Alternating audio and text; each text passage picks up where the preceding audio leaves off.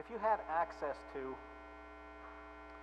the full user ID, password list, email accounts of a Syrian electronic army, what would you do with it? Just think about that, because I'm going to ask you again at the end. But this talk is about building an effective cyber intelligence program, mostly from the standpoint of not your typical IT intel that you collect, the probes, the scans, the potential indicators of hackers, but it's mostly from an open source intelligence perspective. I've been teaching this course for about 4 years at Utica College in a master's program, teaching cyber counterintelligence there, and it's really from a clandestine human perspective that I teach this course. So when I talk to this stuff today about intelligence, you can use it for both ways, but really what I'm focusing on is the open source side of the house. So what is cyber intelligence? Well, it could be global architectures, right? Our standard IT environment out there, threats and vulnerabilities. Oh, by the way, if you go to csrc.nist.gov today, where all the special publications are, you can't get to it because the government shut down. So we've asked everybody in the world to not hack us for the next few weeks until we get this solved. You know, it's just wonderful. Assessing risks, all the standard things we look at from an intelligence perspective on the cyber side, you build intelligence from. Actually, you grab data, you turn data into information, and then you turn the information into something that's actually actionable. And that can be all this stuff coming down to maybe just 2 or 3 recommendations or opportunities out there. You look at global events, because that can impact you as well. You look at maybe you're going to get hit by the anonymous. The latest Syrian electronic army hit was Global Post. They like hitting news organizations. Regardless, what we're looking at from what is cyber intelligence is a lot of different things out there, because you can find almost anything and everything on the internet that used to be SIGINT, imagery intelligence, anything and all, mostly, for the most part, you can find out there if you know how to look, and how to look out there with open source tools and methods. Regardless, open source intelligence itself is what is publicly available, whatever is free and available out there. Radio, television, news, journals, internet, you name it. Web 2.0, Facebook, LinkedIn, YouTube. Anybody, how many people here have a Facebook account? Keep your hands up. Who has over 500 friends on Facebook? 2. Who has over 600? 700? 8? Okay, you win. Sorry. Did you realize, let me ask this, do you know all those people? Absolutely not. You wonder how many are actually sock puppets mining your information. Maybe one of them is one of my sock puppets, who knows? They all have hot pictures. Yep, that figures. That figures. Drop a flash drive on the ground, let a guy pick it up, and what's going to occupy his time? Pornography. It only takes 60 seconds to infect your machine. So, if you're that much, so. But that's just an area where they're pulling up a lot of information, is off of these types of sites. Open source intelligence as well. Cyber espionage is something that's always bothered me, is people talk about the advanced persistent threat, which to me there's no such thing as that. It's always been cyber espionage. They just called it that to sell new product, which doesn't work, just like the old stuff didn't work. So anyway, it's unauthorized probing of the infrastructure. It's collecting of information out there. It includes intelligence and operations. And there's a lot of different foreign collection methods, indicators and countermeasures you can take a look at. Matter of fact, if anybody wants the document where this index is from, you'll have my email address at the end. Just drop me an email and I'll send it to you. It's a good little document that gives you the methods, indicators, and countermeasures for each one of these areas.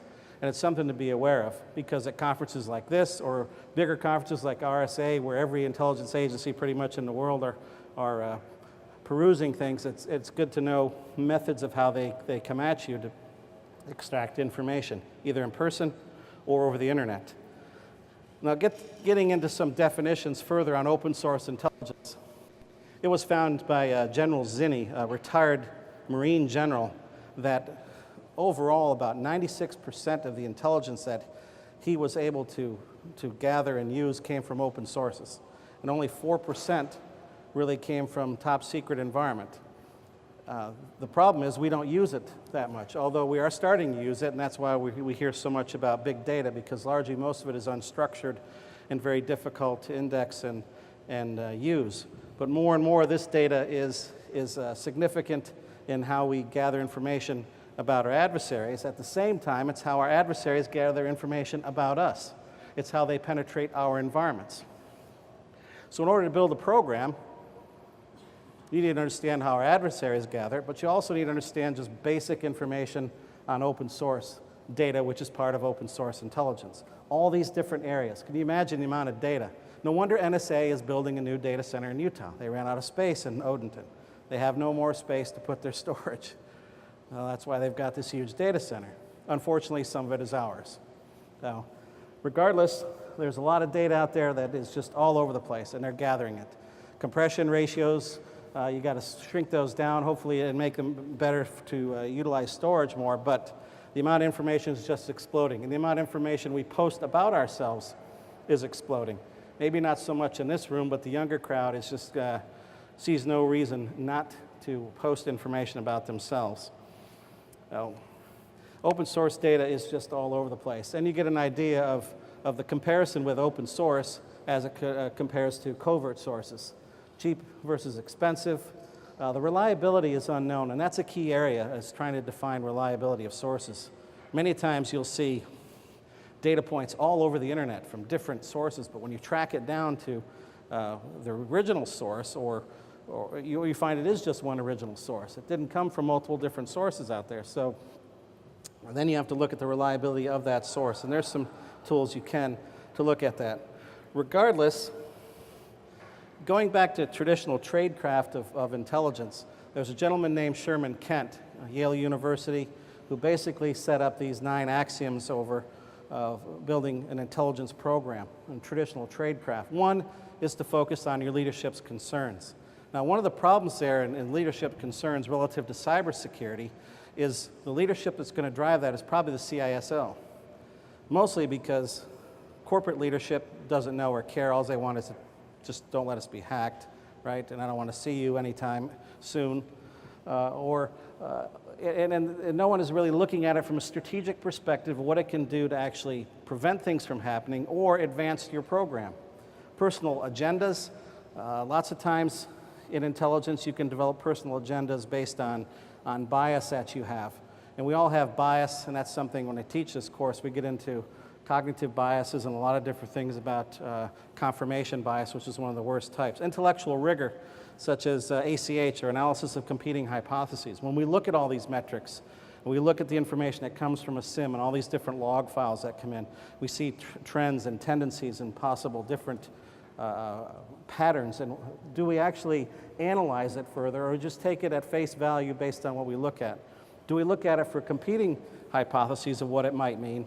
And do we use what's called disconfirmation of the evidence, which actually helps remove the bias? Not going to get into that too much today, but that actually goes into the analytic bias. Considering other judgments, something that's very hard for humans to do is to consider someone else's comments more of a devil's advocacy perspective. Use of outside experts can also be difficult because most of the time they want money, and that can be awful difficult, unless you can find one at a college or university who has a PhD and who is very interested in sharing what they know. You can sign them in, write them in with an NDA, and bring them in. Collective responsibility for judgments. That's something that Sherman Kent said was critical to the intelligence tradecraft. Is he'd put everybody in a room with possible different hypotheses on what the actual intelligence would be, and he'd make them come out with a unanimous decision. Bloodied and beaten an hour later, whatever, they had come out with at least one decision. They'd have to then collectively be responsible for that decision and then defend why they came to that decision based on the evidence and the disconfirmation thereof. And then communicate the policy of leadership support. And that doesn't mean you tailor your intelligence findings based on what they want. You actually address their questions and you answer it in an objective fashion. And of course, the other thing that's hard for humans to admit is our own mistakes.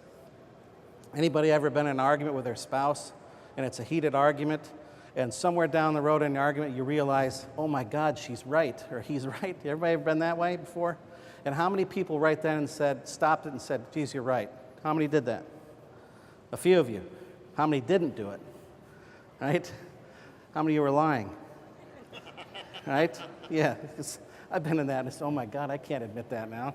But if I don't, I'm going to hear about it for the next 20 years every time we get an argument. So I've got to admit it somewhere. But that's really difficult to do. But these 9 axioms, Sherman Kent says, are really critical to intelligence and the tradecraft. So what is really the definition of intelligence? Well, traditional tradecraft says more of analysis is more on Pestelli, political, economic, social, technological, environmental, legislative, and industrial type reviews, almost like the CIA World Factbook.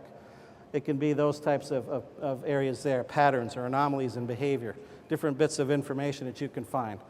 Some of the information that the gentleman before me spoke about was kind of some estimative type of intelligence and research intelligence out there as well. Now, the definition I think is more applicable to what we're doing here is the one on the bottom for intelligence analysts. And this is pretty tough. And ask yourself, how many of your people in your security organization actually truly analyze the information they have from the data they receive, which is probably mostly just all technical? Do they follow that type of structure? And they probably don't. They just look at it and deliver it based on what they see in a dashboard. And the dashboard is telling them, whether it's for a SIM or a log analyzer, that we have some sort of trend and there's some sort of anomaly in the traffic, or the traffic is dropping off. But they really don't analyze it in depth because they don't have the tools. They haven't been trained to analyze it other than just looking at the screen and interpreting what's on the screen. Sometimes, though, the tools do give you analysis, links, tendencies and trends, and some aren't too bad out there with respect to the SIMs if you know how to write the correlations. And that sometimes can take 1 to 2 years to actually build out a good security information event monitoring environment. So when it comes to issues around intelligence, you know, there's all kinds of new technologies out there for communicating and planning things on the internet. Net camouflage is actually critical. It's something that our adversaries do very well, is they hide their IPs, and they will fast flux their IPs. People know what fast flux is. It's actually seen a lot in botnets where the IP changes about every 5-10 minutes to a different IP, and it jumps around the world, making it very hard to attribute where it's coming from. Thing is, we can do the same thing if you're building your own cyber personas or sock puppets, and something you want to do if, in fact, you're going to build a cyber intelligence program that is going to look at your adversaries the same way they look at you. Some of the things I teach in this course is actually how to build cyber personas. How to build these sock puppets is what they're called. The technical term is sock puppets. And you have to make sure that you hide your IP very well. And you have, for every different sock puppet you have a different virtual machine, and the different virtual machine has different VPNs and different anonymizers. So the footprint is different for each one of your sock puppets. And that can be kind of a management nightmare if you don't have it well structured. Regardless, that is one of the issues we have with our adversaries, but then in turn we can use it against them to collect information. Open source data that is not really breaking any laws at all at this point. It may violate some of the Facebook or LinkedIn or Twitter laws, but on the other hand, I don't really think of violating any Facebook rules as much of a violation at all, considering they're in my shorts looking at what I do all the time anyway. So, and that's just their business of what they're all about. Application of counterintelligence practices is really something that is coming around to acceptance. There's a site right now, if you want to take a look at it, honeydocs.com. Honeydocs.com is a new site where you can download these files, and it has some phone home capabilities in these files. In addition, if you want to go to sourceforge.com and do a search on ADHD, there's a zip file where you can download these 5 or 6 different tool sets, an ADHD.zip file in SourceForge, and it runs on Ubuntu Linux, and you can build your own type of honeypot with phone home capabilities, also with some cyber warfare or counterintelligence type capabilities into this tool set. A little dicey for organizations to do that. You got to make a choice if that's what you want to go. In most cases, they don't.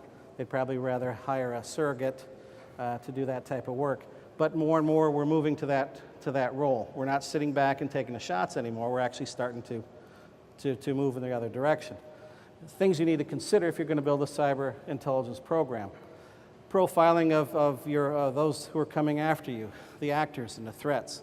Not only just indicators and methods of what they're doing to your perimeter and what they're looking at, but also in the Web 2.0 world.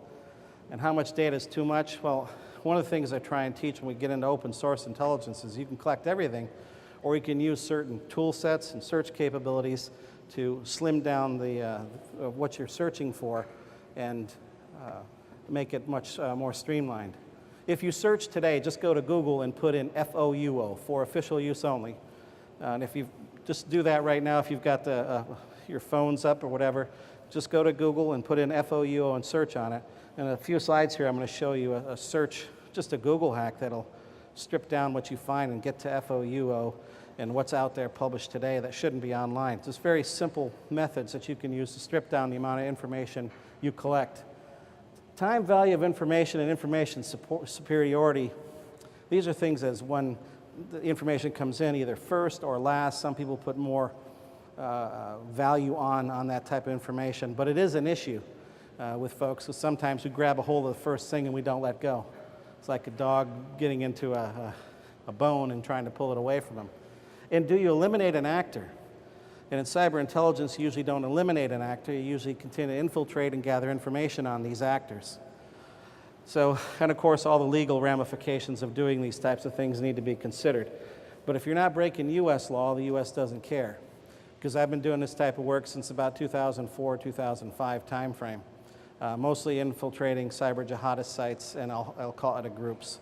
And I've been pretty successful, although it's been getting difficult over the last few years, especially this year when Mr. Snowden leaked more information. They went silent for a while. But what that does is it creates a ripple.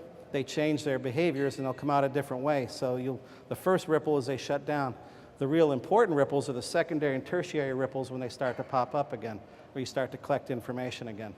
Overall, though, these are issues in open source intelligence that you really need to be aware of that can cause problems if you're going to build a program like this.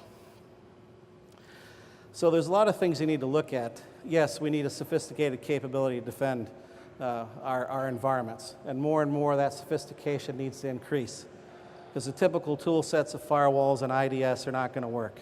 They're basically see, detect, and arrest type of things after the fact.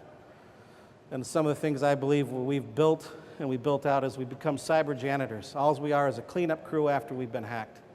In my view, we need to start preventing these things. Not only prevent them, but eventually try to predict them, and that means intelligence collection.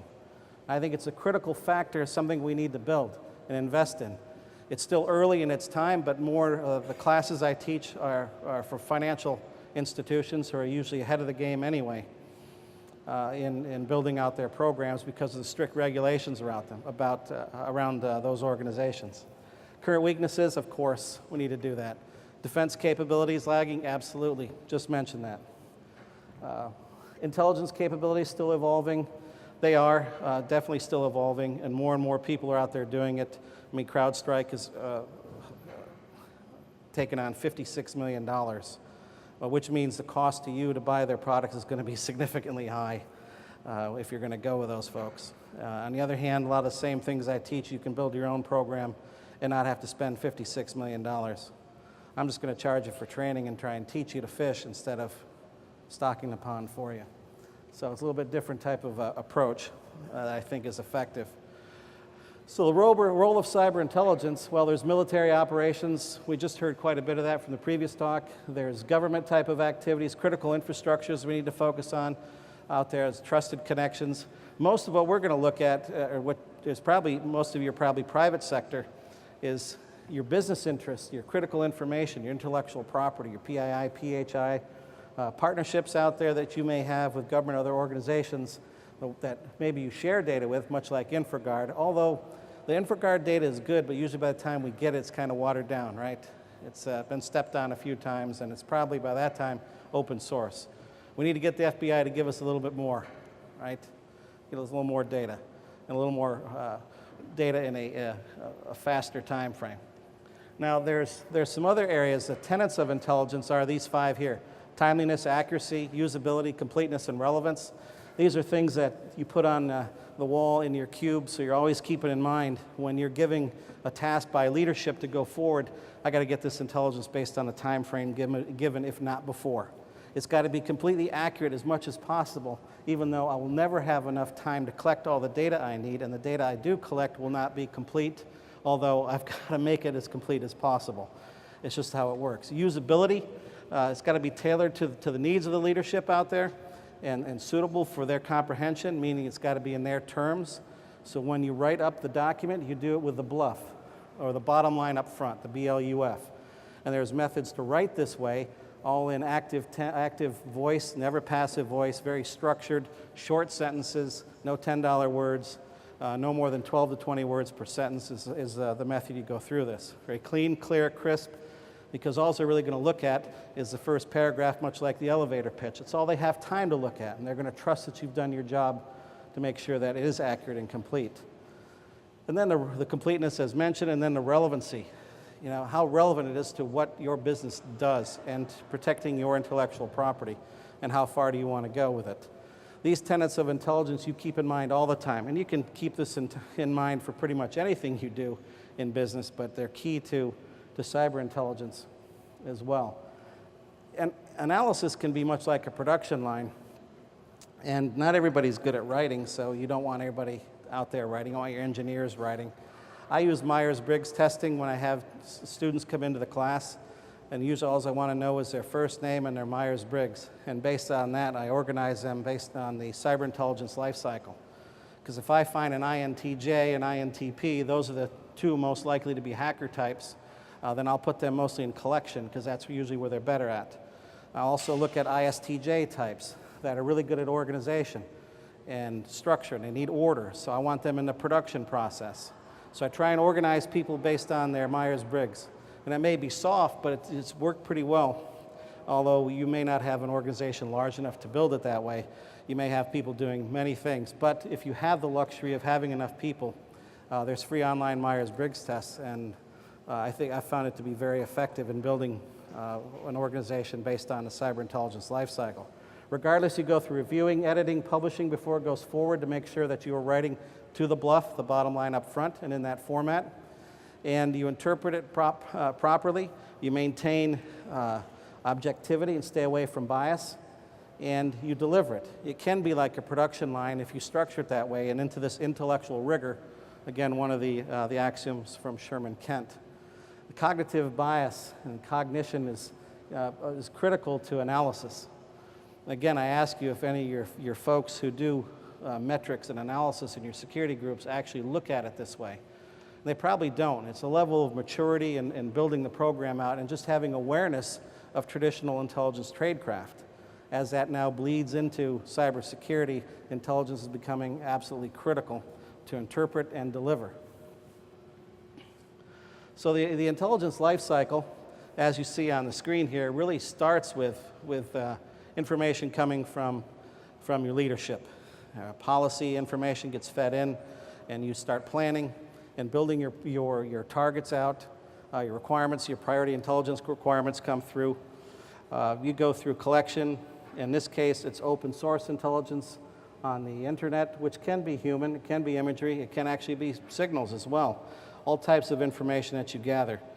And when I talk about human intelligence, again, the cyber persona perspective of building your sock puppets, your fake IDs, and managing them online, it's amazing what you collect out there and how you can friend people. At the same time, I had someone try and friend me this week, a hot picture from, yeah.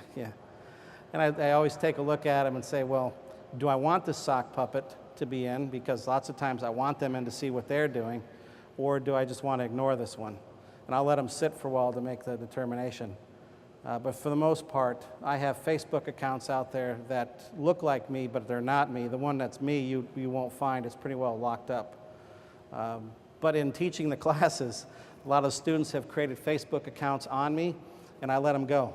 And they're completely false. I've been arrested for hacking. I've got all kinds of things out there, and it's been great in having that because all my information's online anyway, but now it's so diluted, no one knows really what I have done or what my background really is because the students have created all this new stuff. LinkedIn accounts, new resumes built. It's great. It's great, as long as my wife doesn't go looking for it. I've left it stay out there, and I just came back from teaching a cyber intelligence course actually in Kuala Lumpur, and this is an organization there that is looking at more their own country at this point, because they really don't have any natural enemies at this point, although they're kind of wary of Singapore and Indonesia and the Chinese, but they had a hard time discerning which one was me, or even if my name was Jeff Bardin at the time. So it makes for a good deception and denial, which is part of collection as well as counterintelligence. Regardless, in your life cycle here, this can continue to, it's an iterative approach. After your collection, you go to production and organization. From that, you go to analysis. And from analysis, you go to dissemination. And you want to make sure that someone who's disseminating this information actually disseminates it in such a way that's effective and clean and clear to the leadership out there. So very standard cycle here that actually, one life cycle, the information can actually lead to jump off from another life cycle. So you go through the planning process. In the intelligence life cycle, you look at the issues that need to be addressed that come down from leadership, what information is going to be gathered based on what the priority intelligence requirements are, and you can actually take off again from the previous cycle that can feed into the new one, and it fuels another, as I mentioned. Again, hopefully it comes from guidance from leadership. Sometimes you need to jumpstart this by showing them the capabilities of what you have. One of the things I always urge people is when they start to create their own open source intelligence capabilities and their cyber intelligence focus is to target themselves first. Because you don't want to live in a glass house, and you want to know what your adversaries know about you. You want to know your Web 2.0 attack surface as much as possible, because that's what they're gathering knowledge-based information on you from. And it's a least path of resistance into your organization. So all this information that's out there can help guide your strategies out there in your planning. Like anything in any project or program, planning is critical up front. There's no doubt about it. It has to be done. Collection and gathering can be the fun side of the house as long as you can maintain anonymity out there. It can be open, completely open, or it can be open source through covert means, through sock puppets and different methods. It's amazing how much you can gather out there from being in these environments. I've had sock puppets in Al-Qaeda forums for a number of years, and I had this one very senior sock puppet in this one forum, and the forum was kind of stale, not much was going on. And at the time, bin Laden had just come out and said how the West was the reason we were having all these problems with global warming. And so I had a junior sock puppet in that same forum. And what I did is I took the junior sock puppet and started bad-mouthing bin Laden, saying, how can the Emir be reduced to talking about environmental issues? We should be attacking the West. And so with my senior sock puppet, I called out the junior one. We got him kicked off the site. I got more street creds and got access to another level of the site. So there's things you can do in your collection phase by using your sock puppets to actually get deeper into these environments. And yes, I provided this information to the FBI on and off. No disrespect to the FBI, but it was no quid pro quo. It was always information in and nothing out, coming back out. And so after a while, I stopped because they were treating me as a confidential informant. That's not really a real comfortable place to be in as a CI. And when they come to visit your house and you live 70 miles from Boston out in the sticks and they spend 4 hours debriefing you, won't tell you why. So it kind of makes you a little nervous as well. So I stopped giving them information, but once in a while I find data that is of significance. I will send it in to some three-letter organization somewhere to make sure they have it. So keep in mind the Syrian Electronic Army question, if you had to use their IDs, passwords, and emails, what you would do with it as we go through this. So we collect all this information, we feed logs, we correlate data, we can create honeypots, honey nets, honey docks out there. There's all kinds of stuff we can create if we want to find out where they're coming from, because if there's attribution of where they're coming from, we can do something with our technologies. We can do something out there to block these folks. But again, I mentioned before about sources and reliability. This is a little tool set that starts from the bottom moving up and starts from very unreliable at the bottom to very reliable at the top, from source reliability and information validity and these rating scales. And what you really want to get to is hopefully the top two. where you've really got someone who's completely reliable, the sources are, and they're highly confirmed. That takes time to get that. It takes time to build that understanding, to have that type of information, unless it's someone who is online like Brian Krebs, who for the most part is very reliable, checks his sources, good stuff out there. But he doesn't let everything out. He lets certain things out, and his role as a journalist is to let things out. In the cyber intelligence arena, I don't publish many things out because we still want to infiltrate and get in, so I'll publish certain things out. You're familiar with the Inspire magazines that Al-Awlaki had written? They're these English language magazines. Well, I finally went and cracked Inspire number 11, and I rewrote it kind of tongue-in-cheek. So if you're interested in that one, I'll send it to you. I thought it was kind of funny, but I don't think they enjoyed it too much. But what you can do is they've got so many PDFs out there from an information warfare perspective. You can actually go in, hack their PDFs, rewrite them from the standpoint where it's just softly changing and making it more of that their whole effort is really in desperation, and then republish it back on their sites.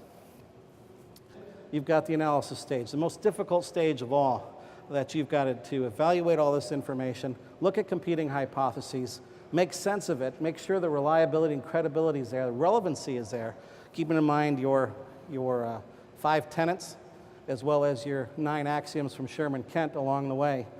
And you've got to really have sometimes subject matter expertise and specialists, maybe of a Middle Eastern type, Soviet Russian, or Chinese, to make sure that you really can focus on the information and understand it, and then develop further requirements from it. The analysis stage actually includes 14 different areas, cognitive areas of elements, from decomposition and critical thinking and different types of analysis, down to recomposition, and then actually synthesis, where you're developing the recommendations and opportunities in your bluff, your bottom line up front. Very difficult to do, but something that must be done. Lots of finished intelligence out there. If you want to take this little command right here, this is a Google command, you want to find the FOUO now, you can type that down, site:/space.mil, space pipe, space.gov, double quotes FOUO, space file type :PDF. That's just a typical Google hack, but try that next to just a standard Google search of FOUO, and then try this one. And it's amazing how that'll cut through the chaff and get you what you want very quickly.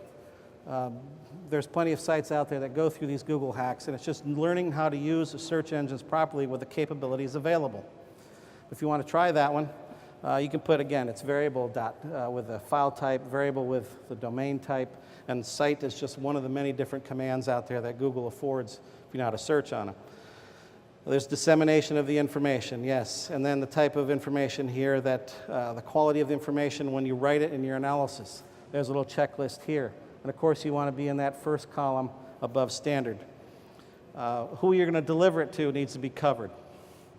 And knowing your audience is critical, and who they are, and building what's their knowledge, what's their attitude, and what's their needs. Basically, know your professor, get an A, right? If you know your professor, you'll get an A. If you don't know them, then you're going to deliver the wrong type of data to the wrong person. They're not going to accept it, and they're going to think your effort is poor. So you need to know who you're delivering to. 5 categories of finished intelligence. Current intelligence, which is what we see a lot day-to-day type of activities, which a lot of Americans are comfortable with. Estimative intelligence, or looking down the road and estimating what might happen based on the information you've got. Warning intelligence, we know what that is. Hey, something's going to happen. Best be prepared for what's coming next.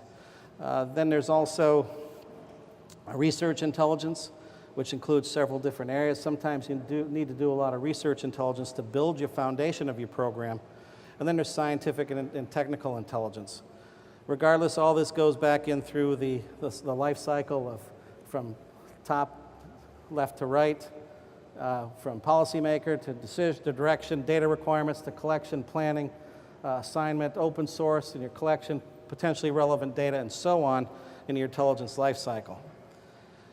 There also can be data cleansing, because basically our cyber hackers, cyber and criminals out there, and foreign intelligence organizations are looking at us at all these different areas. This is where they're collecting information on us. They're building it.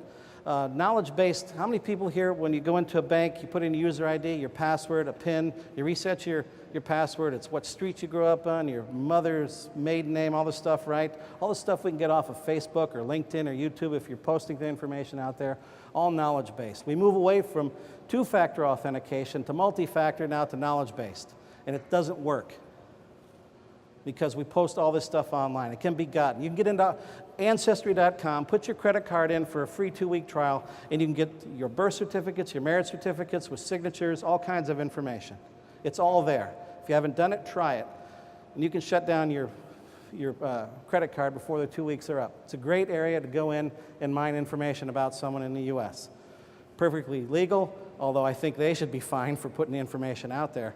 But it's just crazy what's out there on Ancestry.com, and they do the same thing to find out information about people. And that information is used to hack their accounts, to get into their accounts out there. So my view is you build your own cyber personas, your own information, your own intelligence environments, and target yourself as they would target you. One way to do that is take a look at your organization across LinkedIn, YouTube, Facebook, Twitter, all blogs. And there's a multitude of other Web 2.0 sites out there. And look at the number of sites that your organization has. And then the content with each one of those sites. Because lots of times your organization may have multiple different sites within these sites that you don't even know about that people have established. Who are the organization users, and who are the followers or subscribers to those, the friends, whoever they are, and what are they saying, what's going on? Are you posting job information with technical information on a LinkedIn site, for example? The data out there that you can collect is amazing. The dossiers you can build, significant. The information being used against us is just incredible that you find off of these sites. So I say lots of times too, some of the things you could do is perform online operational security. Go and cleanse this information, organize it, designate members to go out there and clean it up and moderate posts. Possibly buy some software for that, because there's software that can moderate your Web 2.0 sites en masse and actually track it. Establish rules out there, monitor the presence. Keep it in your program. When you build your cyber personas, sometimes too, to see the value of it, target leadership in your organization. It's amazing what you can find about these folks out there, from their golf homes and homes on ski slopes to their political contributions. It's amazing what you can find on the internet about leadership. And when you present it to them, they get a little bit nervous. And maybe they'll fund your environment once they find out what you can find out about them. Maybe there's some things you don't want to present to them that you have found out as well. Use judgment if you're going to do that, because you may find yourself on the street. If you're that good, I may hire you. So anyway, rolling this down. My whole point here is to build a cyber intelligence organization, you really need to understand traditional tradecraft and understand how to analyze the data properly. Today we use technologies. Today we use tools and sims to present information, and we get charts and graphs and we look at trends, but it's really in a see, detect, and arrest type of environment. I think where we need to move is into the open source arena and start to combine that information with what we find in the technical world to get a true picture of our overall attack surface and be able to do something about it. I'm not advocating you go out and attack someone else, but it doesn't hurt to infiltrate and find out what they're doing in the Web 2.0 sites either. So I ask you again, what would you do if you had all that information on the Syrian Electronic Army? Anybody want to answer that at this point? Would you do anything with it if you had all that information? Because they're using it to phish different sites, right? So we've hacked the Syrian Electronic Army. There's 4,000 records here, all their user IDs, passwords, email addresses, get into their email accounts, downloaded their emails, all their contacts. That's what cyber infiltration does. You get this information. It's great what you can do with this. And yes, it's been provided out to 3-letter agencies. But this information is invaluable. These guys are still hacking folks left and right. But you get inside, you find out who's driving them, where they're coming from, their tendencies. It's amazing what data is out there with these folks. And I can't see it on my screen here, but there are multiple different links here to take a look at. What I wanted to get to was further down through. Sorry, I just can't see it, but the amount of data here is amazing. And I have about 2.6 gigs worth of just a couple of email accounts of all their emails and information. So it pays off. I have violated no US laws. I may have violated Syrian laws, but I really don't care when they're hacking us. So in the meantime, cyber intelligence can provide a lot of value. You block these emails from trying to phish you, because they're using Hotmail, they're using Yahoo, you get their domain information, you get into their email accounts, you start emailing from their accounts because they haven't changed their passwords. Sometimes use the same passwords in Facebook as they do as YouTube. They're very poor in their own security. They make the same mistakes we do. In building your cyber intelligence program, this is just to show you some of the results that can be done. And it can be done very easily in getting into these environments. So with that said, consider a cyber intelligence program, but follow intellectual rigor in your process, understand traditional tradecraft, and go about it in a methodical way to use what you have and understand the capabilities of your existing staff. With that said, you can't have that file. So not that one. You can have other ones, but not that one. And that's, I guess that's all I have to say about that, right? In the words of Forrest Gump. Thank you.